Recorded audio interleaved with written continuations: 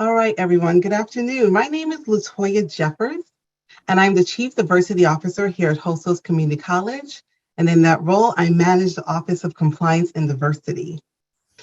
We first want to thank you for joining us this afternoon for this amazing event. And just a few housekeeping measures before we start. The first thing is that this event this afternoon will be recorded. And the second thing is that there's closed caption that's available. If you click on the button on the bottom, you can see the live transcript closed caption option in case you need to use the closed caption feature. At this time, I would like to take the opportunity to welcome our president, Daisy Coco de Felipes, who will bring greetings on behalf of the college. Good afternoon, muy buenas tardes, and thank you for joining us, everyone. Thank you, Director Latoya Jeffers, for moderating the panel, and Executive Chief of Staff, Diana Kramer, for coordinating the event. Hostos Community College takes its role in the community with the utmost seriousness, and we are proud to provide a forum for a variety of voices and issues.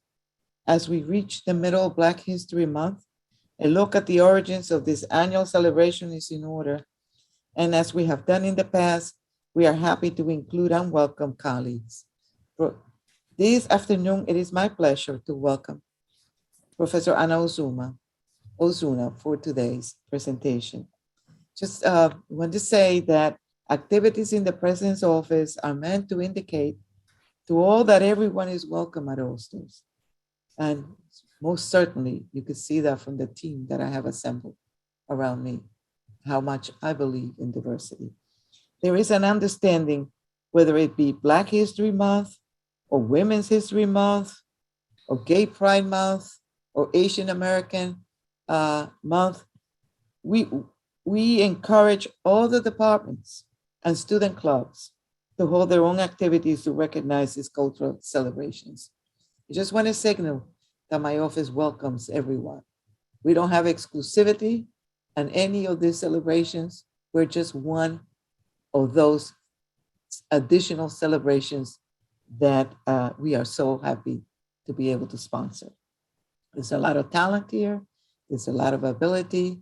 And I think we can take pride just about every day of celebrating the kind of colleagues we have at Hostos and our wonderful students and the communities they come from.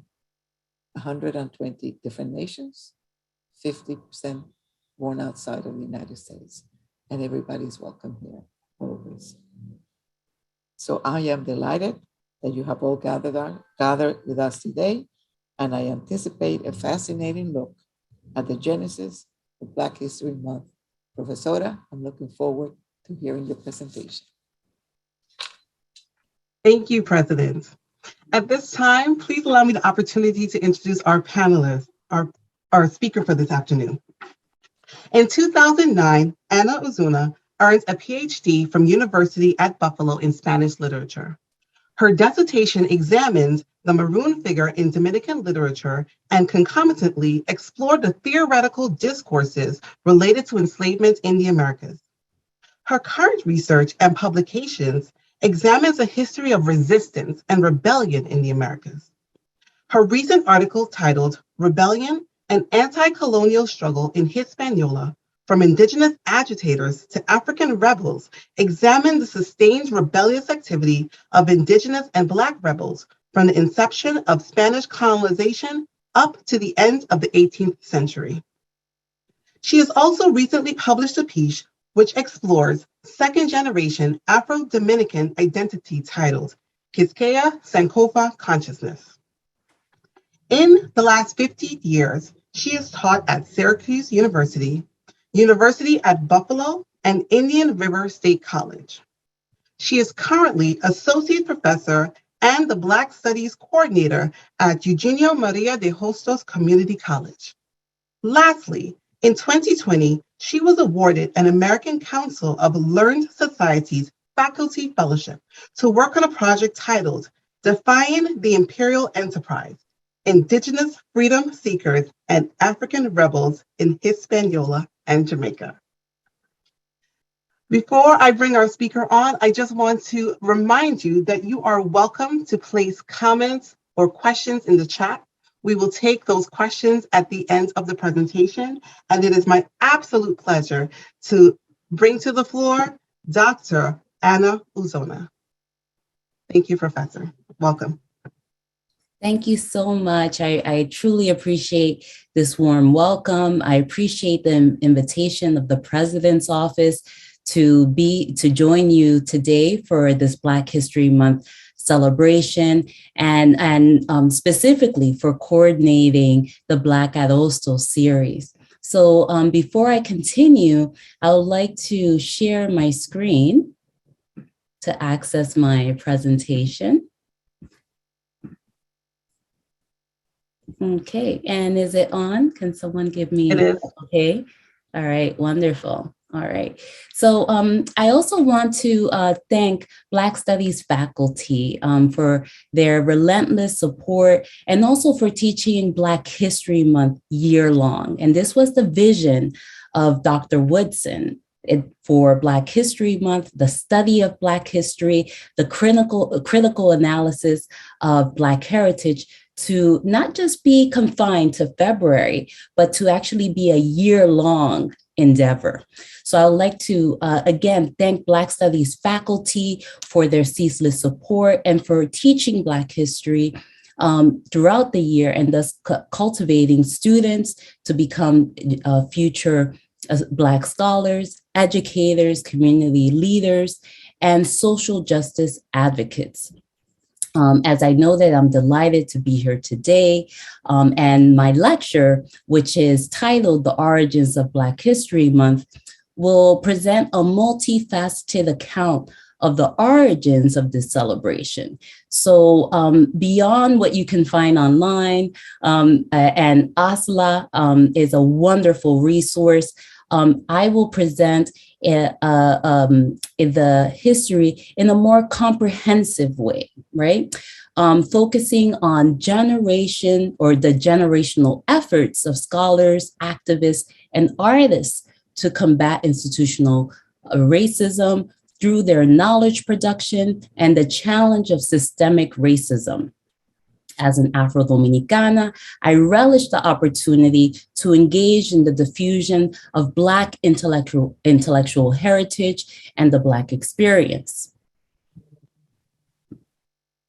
Hence, today we honor our ancestors, courageous ancestors that struggled, they traversed obscured paths, and overcame obstacles to ensure the vitality of future generations. We are here to actively engage in Sankofa. And as Dr. Jeffers noted, I recently published a piece on my Dominican Sankofa consciousness. And I encourage everyone to take that journey in discovering their ancestors and connecting even present day as well with their elders, getting those stories. Those stories are so important. So the process of Sankofa stresses a return to the African past with the goal of improving the present and enhancing the future, since the past, present, and future are all connected.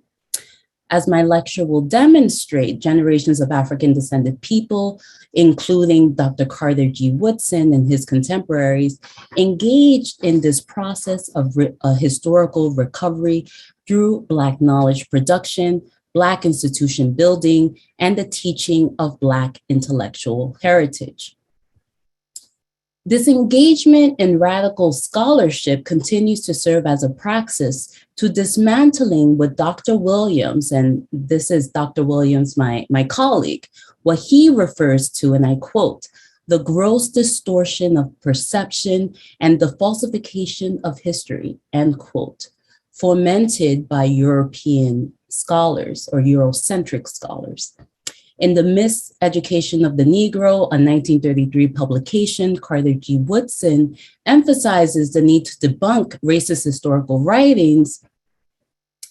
And Woodson, in this work, he argues that when African descended people are taught they have no worthwhile past, and I quote, "You will not need to worry about what he will do, You will tell him to go to the back door. He will go without being told.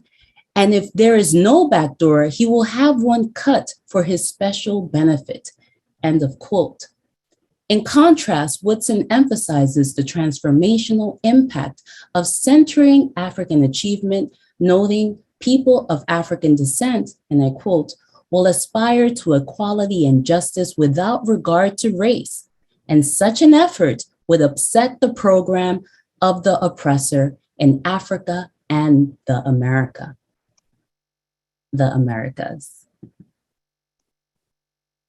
As Woodson's writings infer, Black knowledge production entails a dual agenda of historical reconstruction by emphasizing African-centeredness, African agency, and the production of emancipatory knowledge for African-descended people.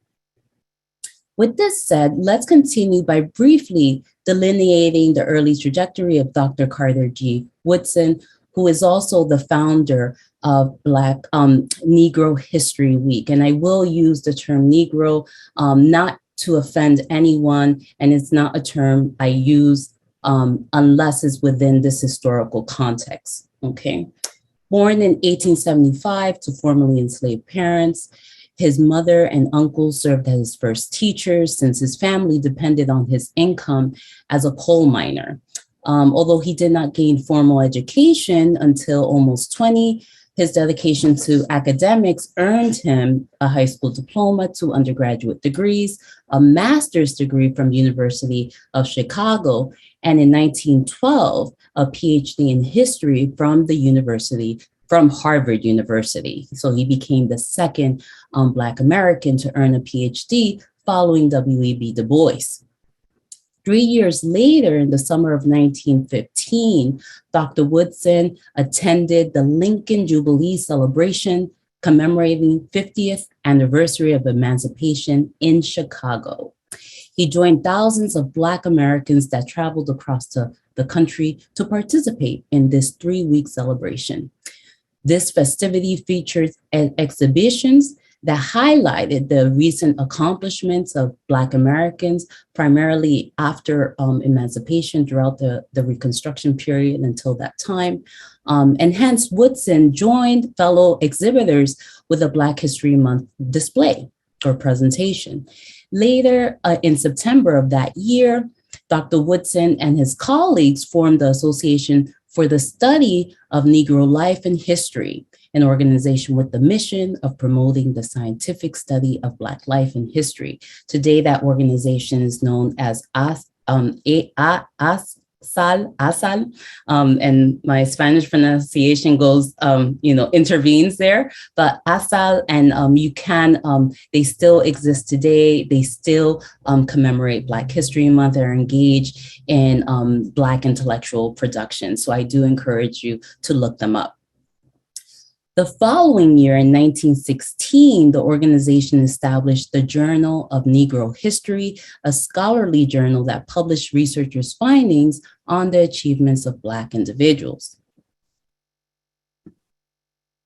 However, at the core of this institution building was his commitment to partner with Black educators working to transform the lives of Black students.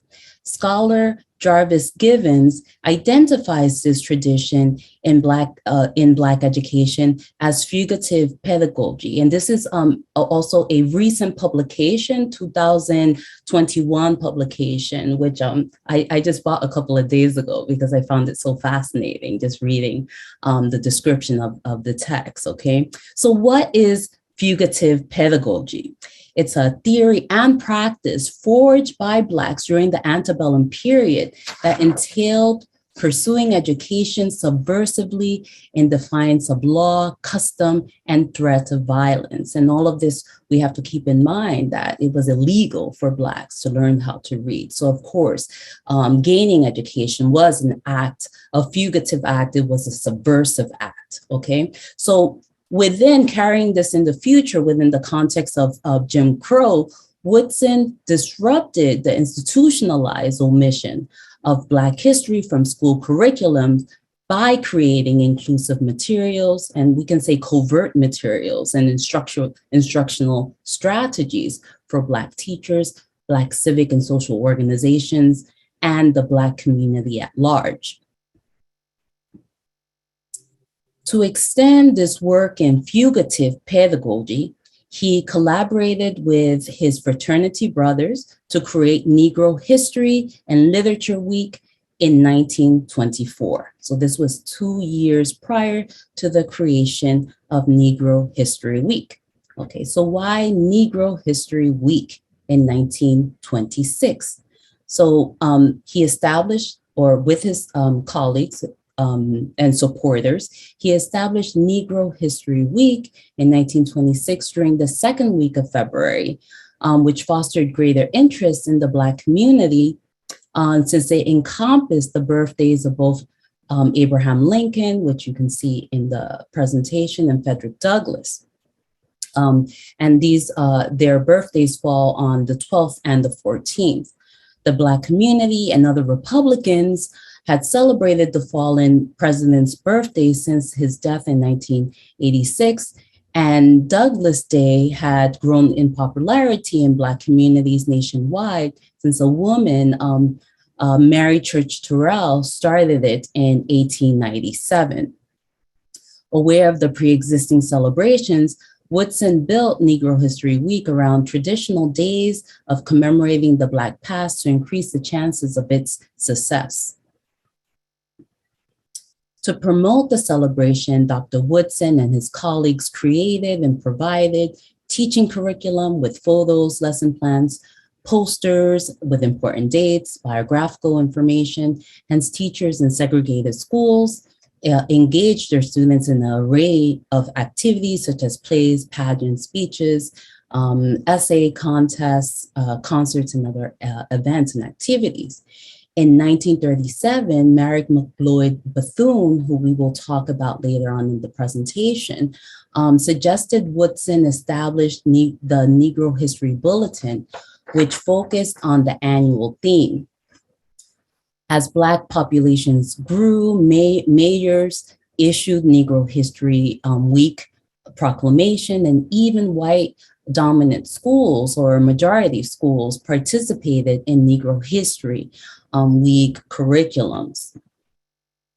However, Woodson's vision of this week-long celebration emphasized the centering of Black intellectual heritage and the Black experience beyond knowing just the names and histories of Black heroes and heroines, right? So to this extent, Woodson argued the importance of teaching Black youth the ability to think critically about their collective history to enable them to generate emancipatory knowledge. So this is what I know, that this dual agenda of centering African agency, but also creating this emancipatory knowledge, right? And what does this knowledge do, right?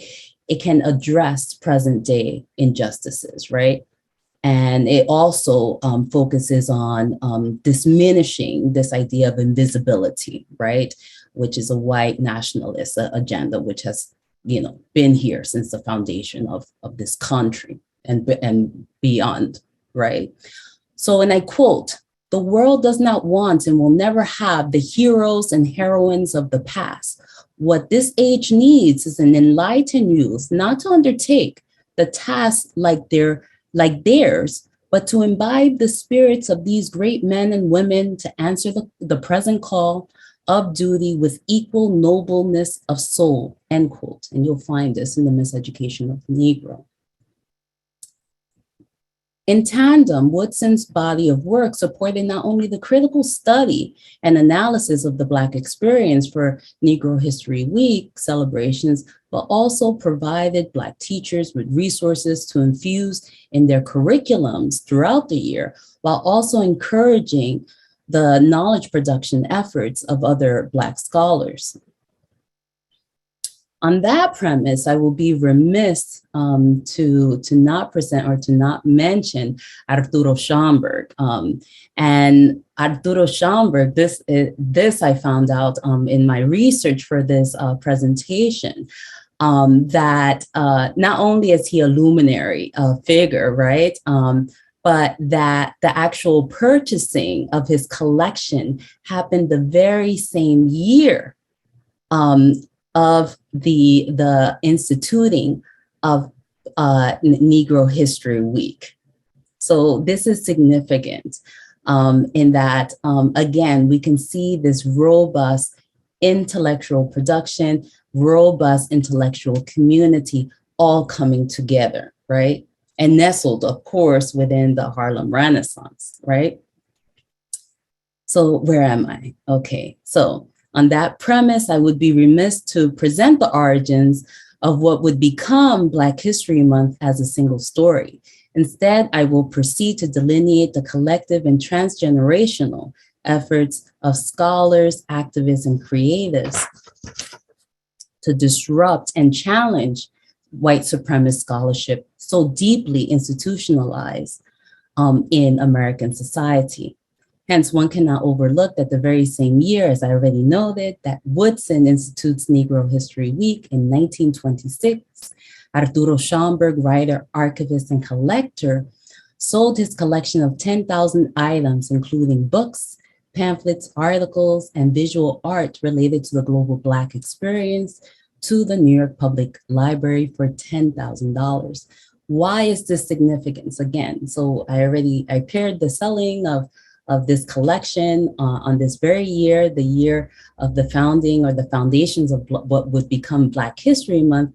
But why is it even more important? And if you've taken the 2 train, a couple of stops from Hostos, you will know why, okay? This collection laid the foundation of what is today the Schomburg Center, a world-leading cultural institution devoted to the research, preservation, and exhibition of materials on African Americans and the global Black experience. Okay. And again, that's only a couple of train rides away, and as well, and they have a very active online presence. So do check out the Schomburg Center if you haven't in the past. Let me continue.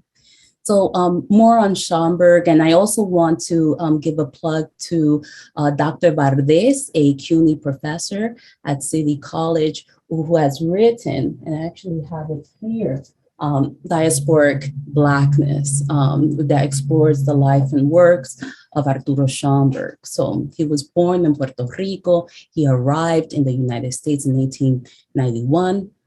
Schomburg was at the helm of what would flourish into a robust intellectual movement with contemporaries such as W.E.B. Du Bois, Alan Locke, Marcus Garvey, Ida B. Wells, and of course, Carter G. Woodson. In 1911, Schomburg co-founded the Negro Society of Historical Research, a community-based program for research. In 1921, he's elected president of the American Negro Academy, an organization that was started in 1897 to promote higher education among Black Americans. His writing speech and speeches, Schomburg emphasizes the importance of historical recovery to fomenting, and I quote, Afro-diasporic subjectivity and the future of Afro-diasporic peoples, as noted by scholar Adelaine Holton, right? And this is important, right? Because Blackness is not single, Blackness is not African-American, Blackness is global, right? And we that Afro-diasporic vision of Black intellectual heritage is so important, and Schomburg was at the center of understanding this, among others. Another luminary figure of the era, W.E.B. Du Bois, which I'm sure most of you, all of you are familiar with, a Black intellectual giant, co-founder of the Niagara Movement, the NAACP, organizer of the Pan-African Congress. He wrote The Souls of Blackness in 1903, among other luminary works. And in this collection of essays, Du Bois described the predicament of Black Americans as one of double consciousness, a theoretical framework critical to understanding inequality or the dynamics of inequality that's used even up to this day. As Schomburg, his life and work reflected this African diasporic orientation throughout his life. Du Bois was active in the Pan-Africanist movement, attending the first Pan-Africanist conference in London in 1900. And then he went on to organize Pan-African conference meetings starting in 1919 and then throughout the 1920s. And these conferences, they're important because they brought together African diasporic leaders. So Black leaders and scholars, intellectuals from Africa, the West Indies or the Caribbean, and the United States. Similarly, Pan-Africanism informed the political activism and thinking of Jamaican-born Marcus Mosiah Garvey. Considered a threat within Black intellectual circles for centering Black pride, he came to the United States in 1916 and settled in Harlem. He started the chapter of Universal Negro Improvement Association, an organization that he started in Jamaica 2 years prior. Garvey's goal was to promote global Black economic independence, celebrate Black intellectual heritage, and to establish a free African homeland for people of African descent, which in turn fomented a global movement with over 4 million members. And this he documented himself in his writings. I will be remiss to also note that in the first UNIA convention, he was able to gather 25,000 of members and other interested persons at Madison Square Garden. The mobilization of the Black masses concomitantly fomented greater demand and interest for Black representation in printed media. Black publications such as the NAACP's The Crisis, The Opportunity, from the National Urban League, the Independent Socialist Magazine, the Messenger, edited by A. Philip Randolph, The Negro World from UNIA, answered this call by disseminating radical Black scholarship and fostering greater participation in the exploration of Black life that continued in the coming decades. Okay, Harlem Renaissance. And of course, I cannot talk about this period without mentioning the Harlem Renaissance.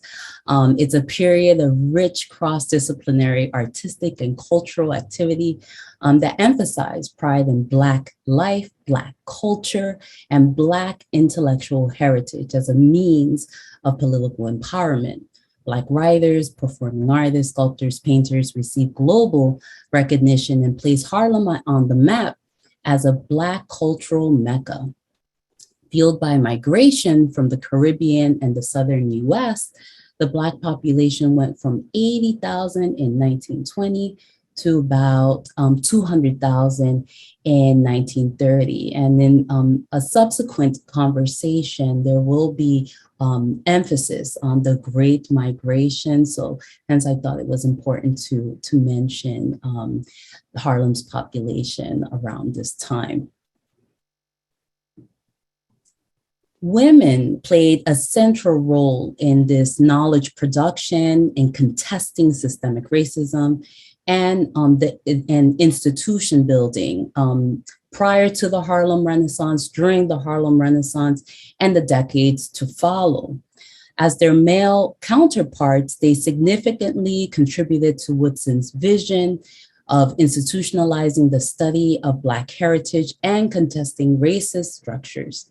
Hence, I will briefly present the trajectories of a few luminary figures, and I will apologize in advance of the omissions I will make keeping in mind the time constraints. Ida B. Wells. Ida B. Wells came to age during the Reconstruction period. Her countless articles, pamphlets, and editorials against lynching, discrimination, and other forms of racism, along with her journals, lectures, and autobiography, made her one of the most prolific journalists of her time. Moreover, she traveled internationally, shedding light on lynching to foreign audiences. Wells Barnett was also active in the women's rights movement. And in 1896, she co-founded the National Association of Colored Women, along with Harriet Tubman and other Black women leaders.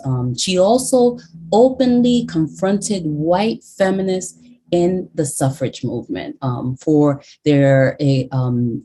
ignoring Black civil rights as part of their platform. Zora Neale Hurston, a graduate from Barnard College in 1928, celebrated the richness of Afro-diasporic culture and Black oral expression in her body of work. The late 30s and the early 40s marked the zenith of her career. In 1935, she published the well-received collection of Southern folklore, Mules and Men. In 1937, her masterwork, Their Eyes Were Watching God, Tell My Horse, which examined Caribbean voodoo practices in 1938, and another masterful novel, Moses, Man of the Mountain, in 1939. Apart from her literary production, she also continued her study in anthropology with Franz Boas, and she worked with Alan Lomax on a Library of Congress folk music recording project. She also received a Guggenheim Fellowship in 1936 to study traditional African spiritual traditions in the Caribbean, specifically Obeah and Voodoo. However, despite her masterful contributions, by the late 1940s, her work was considered antiquated, and Hurston dies while living in a Florida welfare home in 1960s. I mentioned that Dr. Jeffers, the director Jeffers mentioned that I taught at Indian River State College, and the primary campus is in Fort Pierce. And this Florida welfare home is in Fort Pierce. So I had the opportunity to visit the location of her death and also her gravestone. In the 1970s, author Alice Walker ushers a literary renaissance of Hurston's work with her 1975 magazine essay lauding Hurston's contribution to the Black aesthetic. The critical reexamination of Hurston's life and work continues today with the publication of Barracoon, which was published 2018, and it centers the life of Cujo Lewis, who was one of the last surviving individuals aboard the last enslavement vessels, the Catilda, reaching Alabama in 1890. The daughter of formerly enslaved parents, Mary Jane McLeod Methuen, became a leading Black educator, civil rights and women's rights leader, and an influential government official under several presidential administrations. Determined to support her son when her marriage ends in 1904, she opens a boarding school, the Daytona Beach Literary and Industrial School for training Negro girls. Eventually, the school becomes a college in 1929, and today it is Bethune-Cookman University. You will see in the slide, this is one of the present day residence hall of the university. I also want to note that she's the only woman in American history to have opened the school, which then became a college and then a university, okay?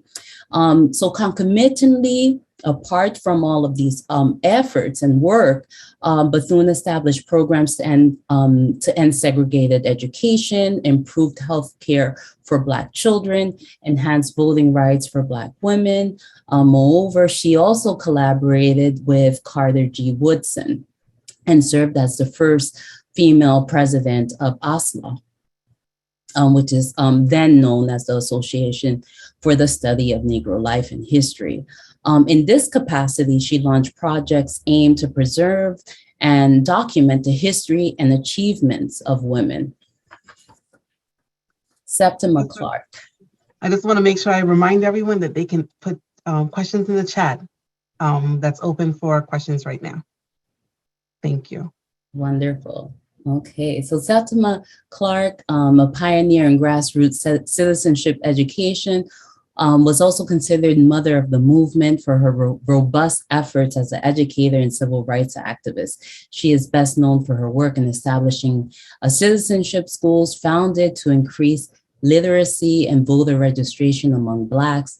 In 1961, her model is adopted to the organization, the Southern Christian Leadership Conference. And I also want to note that it encouraged or propelled the establishment of freedom schools throughout the 1960s.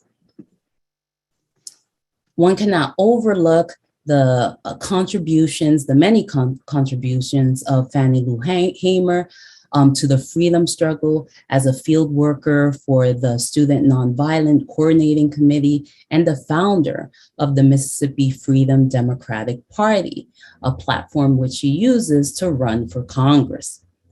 In 1964, Hamer helped organize Freedom Summer, which brought hundreds of college students, Blacks and whites, to Mississippi to assist in voter education and registration of unregistered Black citizens. She was also an advocate of reproductive rights, being herself a victim of forced sterilization. So she also used her platform to contest her forced sterilization and that of so many Black women, not only in Mississippi, but nationwide.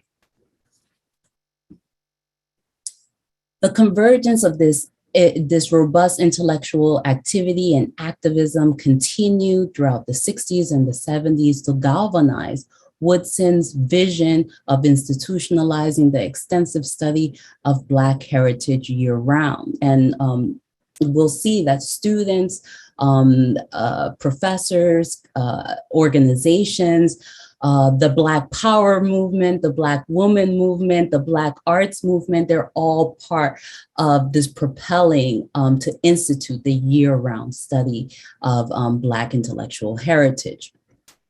Specifically in 1968, there's the strike at San Francisco State, which lasted 5 months. It banded together the Black Student Union and the Third World Liberation Front, among other organizations, to challenge higher education systems to be more responsive, inclusive, and relevant to students of color. Africana Studies professor Dr. Rooks notes, and I quote, "They came together with aims beyond Black studies, seeking to realign and redefine the very meaning of democracy, citizenship, and social justice," end quote. In tandem, we also have students and educators at Kent State University proposing and then celebrating Black History Month in 1970.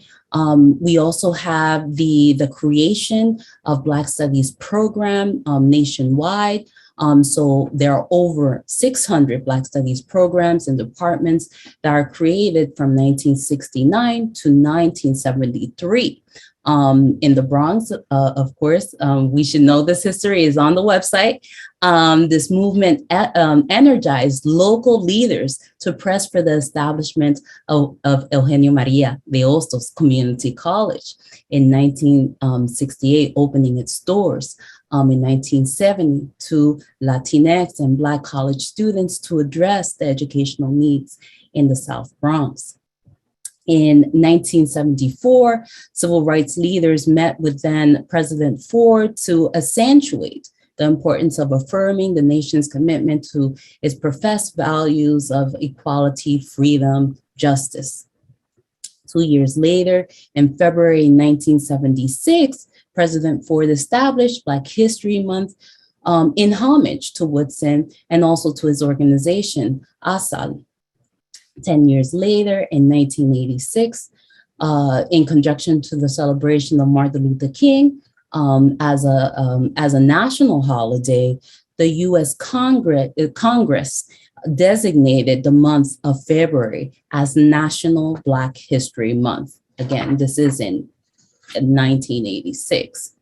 So today, Black History Month continues to connect past, present, and future in celebration of African diasporic knowledge production. Yet, as Dr. G.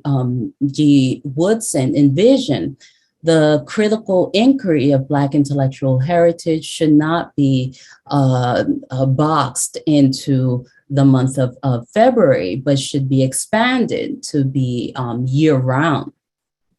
As the attacks on Black studies, critical race theory, anti-racist pedagogy looms on, prioritizing the interruption of white nationalist agendas become ever more critical and deserve our collective efforts to preserve Black intellectual heritage for generations, for future generations. So Sankofa, Ashe, thank you, gracias.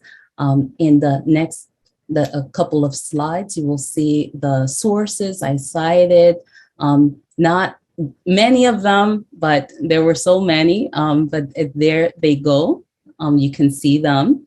And these are current Black Studies faculty. I believe that Professor Ana Maria Flores is here with me today, as well as Professor Saida Henderson. And I also wanted to note that next week we will present or we have invited Jolly Brown Cepeda to present on Black representation and racial inequalities in the United States. She's the writer and co-producer of a docuseries that has just recently been released on Showtime that examines the history of racial equality in the United States. So I hope that you can join us. And again, thank you. Thank you, Professor. That was amazing, amazing. Just a reminder, if you have any questions, we will take them now. The floor is open. Just put them in the chat so we can ask the professor. There was a couple questions that came through. You could either put it in the chat or you can direct message me in the chat as well, if you wish. So the first question that I was regarding Fannie Lou Hamer. Is she from the Bronx, or did she do work in the Bronx or have any ties to the Bronx? One of our audience members indicated where they're from in the Bronx, there's a school named after her. So we wanted to know if there's any Bronx connection that you know of. I do not know of a direct Bronx connection. However, this is a great question, and I think that is one that deserves further research. I can conduct the further research and get back to that student. But just keep in mind that the names of these luminary figures, they have been adopted by various institutions. So you will, see, for example, there's a Marcus Garvey Park in Harlem, right? So you will see the names of these luminary figures noted in representing institutions and sites. And this is symbolic, but it also institutionalizes our knowledge. So this is important. Excellent, thank you. Another question is, how do we combat the miseducation of Blackness or Black people or the Negro, using the word? Okay, so don't use the word Negro. Read Dr. Williams' work. That's one thing I do want to say, right? So I use the word, in Spanish, of course, I will use the word negro, right? Or negra. Even, like it's used as a phrase, hola, mi negra bella, right? But I do want to note that the term should only be used within the historical or within historical constraints, right? And how do we propel and challenge white nationalist agendas and Eurocentric racist writings? It's by knowing our history, right? And it actually, we can say, okay, you have to read the list of sources that I provided, but it starts at home. Start at home. Start with your elders, right? know your history, know your ancestors, and then expand from there, right?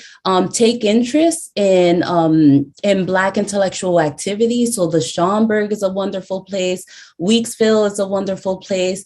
There's a Afro-Diasporic Caribbean Center on 125th Street. The specific name escapes me now, but that is also a wonderful place to just engage in Afro-Diasporic Black culture. If you are African American, of course, you can, start there and before expanding. But it's so important. I cannot know how critical it is to have this Afro-Diasporic vision and understanding, right?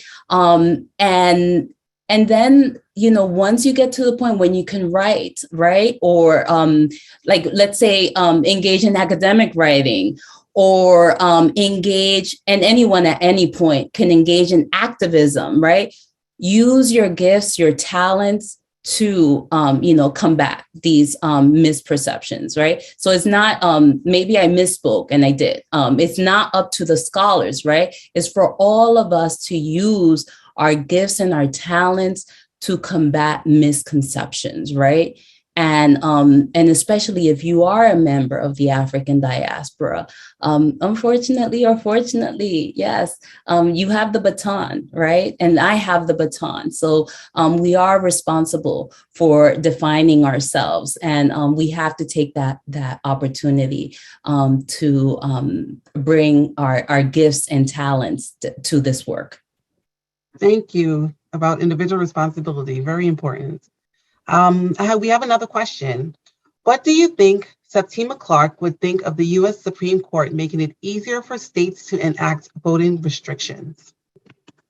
Oh, yeah, she would be floored, right? If we think about, again, that's why I made this presentation thinking in from an Afro diasporic point of view, but also focusing the efforts of so many luminary figures, especially women, because we fought so hard.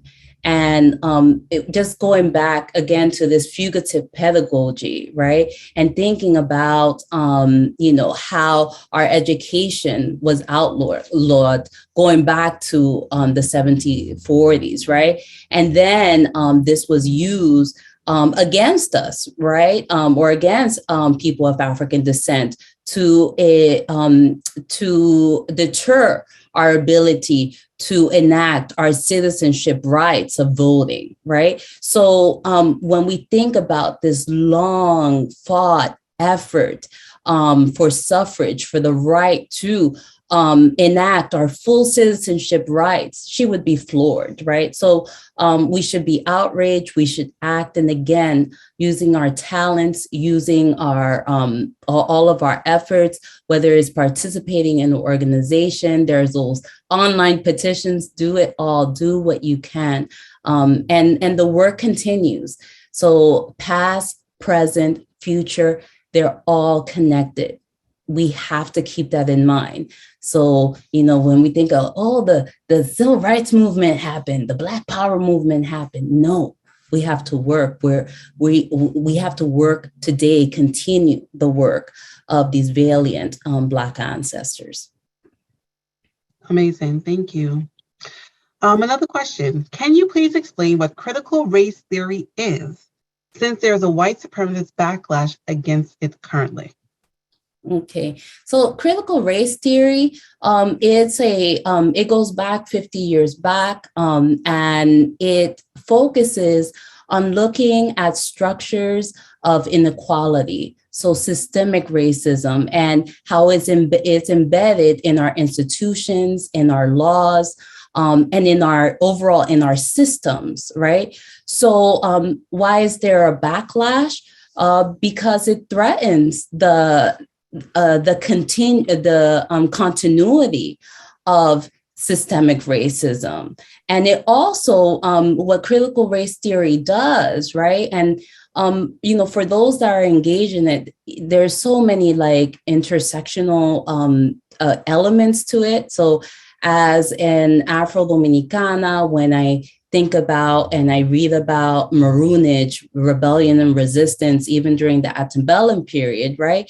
It is in a way like critical race theory informs that my reading and my study in rebellion resistance during the antebellum period, right? So what it does as well is that it informs us that racism is not just something that exists in the air, that there are structures, there are institutions that have to be dismantled in order for, let's say, anti-racism thought and action and of course this, all the anti-racism, resistance have existed, since the founding of our nation.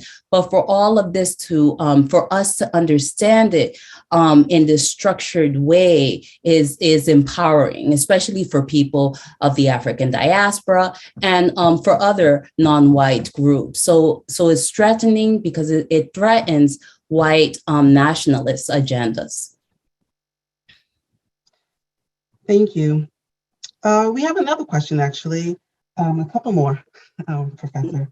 So you discussed in your presentation a lot of the luminaries of the past. Do you happen to have any, idea whether or not there's any luminaries that are among us, like in 10 to 20 years, who today will we be talking about in the future? Oh gosh, there's so many, right? Like if we think about Stacey Abrams and her work in voting rights, if we think about Michelle Obama, if we think about Alice Walker, if we think about Angela Davis, there's just so many to be named, right? And they're still among us today.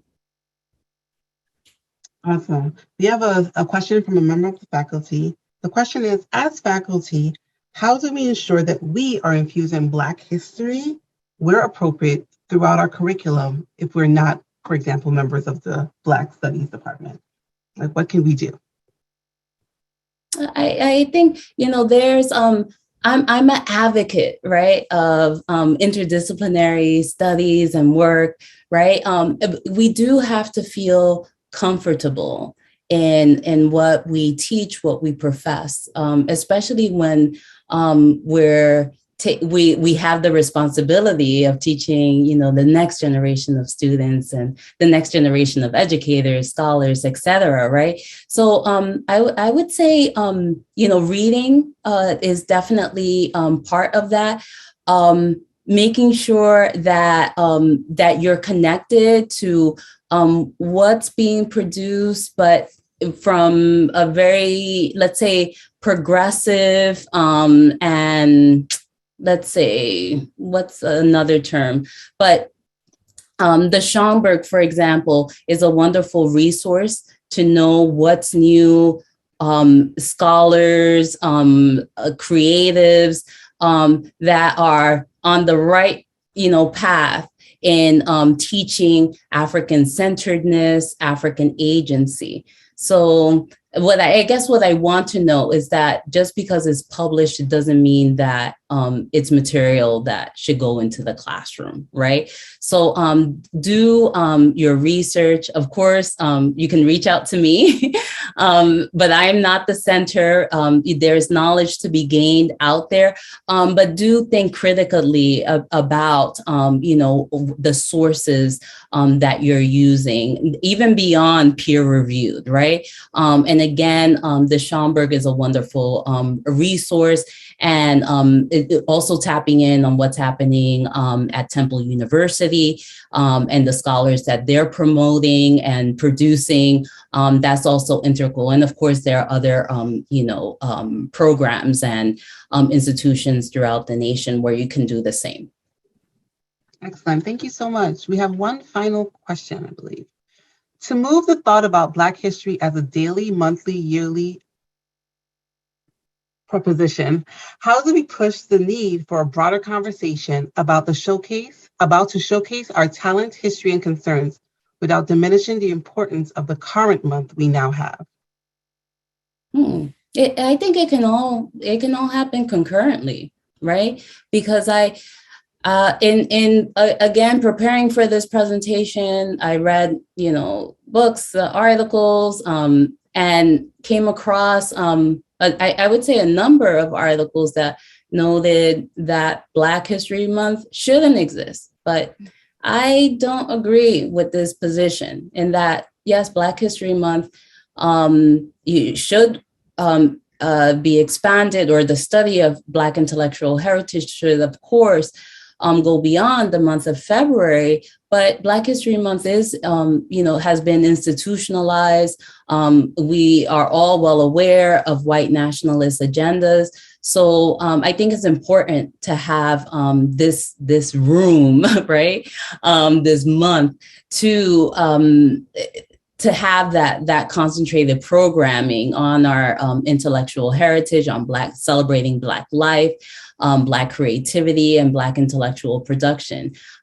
However, it's by supporting Black Studies program, by supporting Black institutions, right? So ask yourself, are you a member of the African American Museum in Washington, D.C.? Even if it's just $50 that you can send, do so. The Schomburg, right? So let's support our institutions. Let's support our scholars. Let's support our centers of knowledge production, and let's be consumers of the knowledge that's being produced today as well, and then perpetuate it in our lives, and make sure that we're also passing it on to the next generation. Amazing, Professor. Thank you so much. There was actually a note in the chat that said, Evelina Antonetti, a Black Puerto Rican woman, was a leading organizer and advocate for social justice, especially education of Black and Brown children. And there are a number of schools and institutions named for her here in the Bronx. And I believe Professor Flores also mentioned that the new park, yes, that's next to the A building is named in her honor. So we have Black history and just all around us, and it's amazing. We could just walk outside and enjoy. Yes. Right. Amazing. Thank you so much, everyone, for coming out today. I believe our next Black at Hostos series will be, in March 23rd. So we look forward to that conversation on the origins of the Great Migration. And once again, we thank Professor Ozuna for her knowledge and talents and her intellectual stimulation that we received here this afternoon. And happy Black History Month, everyone. Thank you, everyone. Thank you for your time and attention.